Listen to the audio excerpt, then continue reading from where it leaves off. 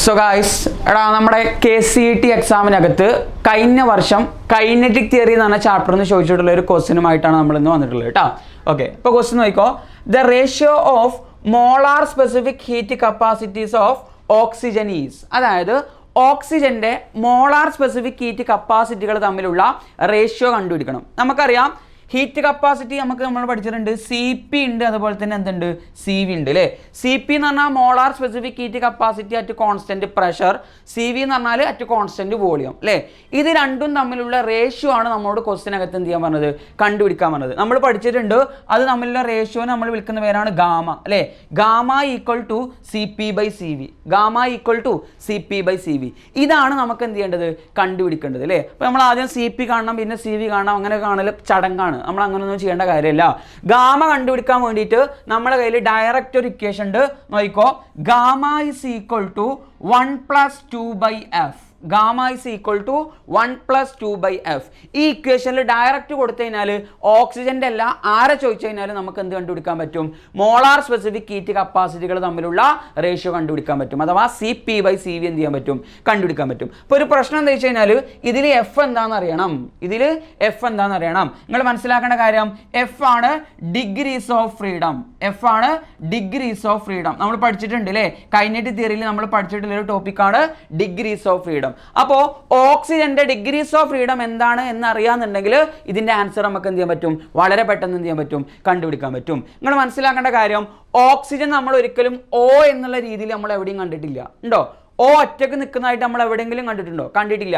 എടാ, ഓക്സിജൻ എപ്പോഴും നമ്മൾ O2 ആയിട്ടാണ് കണ്ടിട്ടുള്ളത് അല്ലേ. ഓക്സിജൻ എപ്പോഴും നമ്മൾ എങ്ങനെ കണ്ടിട്ടുള്ളത്, O2 ആയിട്ടാണ് കണ്ടിട്ടുള്ളത്. എന്ന് വെച്ച് കഴിഞ്ഞാൽ ഓക്സിജൻ എന്ന് പറയുന്നത് ഒരു ഡൈ അറ്റോമിക് മോളിക്യൂൾ ആണ്.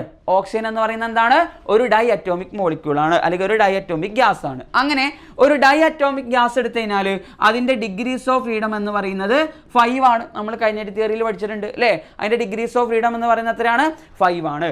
അപ്പോൾ ഓക്സിജന്റെ F ഈക്വൽ എത്രയാണ്, 5 ആണ്. F കിട്ടിക്കഴിഞ്ഞാൽ നമുക്ക് ഗാമ ഒറ്റയടി കാണാൻ പറ്റും അല്ലേ. Gamma is equal to 1+2/F. Gamma equal to 1+2/F. അപ്പോൾ നമ്മൾ ആൻസർ എങ്ങനെ വരിക, ഗാമ ഈസ് ഈക്വൽ ടു 1+2/5 എന്ന് വരും. Gamma equal to 1+2/5 is equal to, നമ്മളിവിടെ ക്രോസ് മൾട്ടിപ്ലിക്കേഷൻ നടത്തി കഴിഞ്ഞാൽ 5+2 അല്ലേ. അപ്പോൾ ആൻസർ എന്ത് വരും, 7/5 എന്നാണ് ആൻസർ വരിക. ആൻസർ എന്ത് വരിക, 7/5. അങ്ങനെ ഒരു ഓപ്ഷൻ ഉണ്ടോ നോക്ക്. യെസ്, ആ 7/5 നമ്മൾ എന്ത് ചെയ്യുക, ന്യൂമറിക്കലി കാൽക്കുലേറ്റ് ചെയ്യുക. 7/5 കാൽക്കുലേറ്റ് ചെയ്ത് എന്താണ് കിട്ടുന്നത്, അതായിരിക്കും നമ്മുടെ ആൻസർ ആയിട്ട് വരുന്നുണ്ടാവുക. അപ്പോൾ നോക്കിയടാ, ഏത് സാധനത്തിന്റെ ഗാമ കണ്ടുപിടിക്കാൻ പറഞ്ഞാലും നമുക്ക് എന്ത് ചെയ്താൽ മതി, അവിടെ ഡിഗ്രീസ് ഓഫ് ഫ്രീഡം അറിഞ്ഞിരുന്നാൽ മതി. അപ്പോൾ ഇനി വേറെ ഏതെങ്കിലും ക്വസ്റ്റ്യൻ വരികയാണെങ്കിൽ നിങ്ങൾ മനസ്സിലാക്കുക, മോണോ അറ്റോമിക് ആണെങ്കിൽ അതിന്റെ ഡിഗ്രീസ് ഓഫ് ഫ്രീഡം എന്ന് പറയുന്നത് 3 ആയിരിക്കും.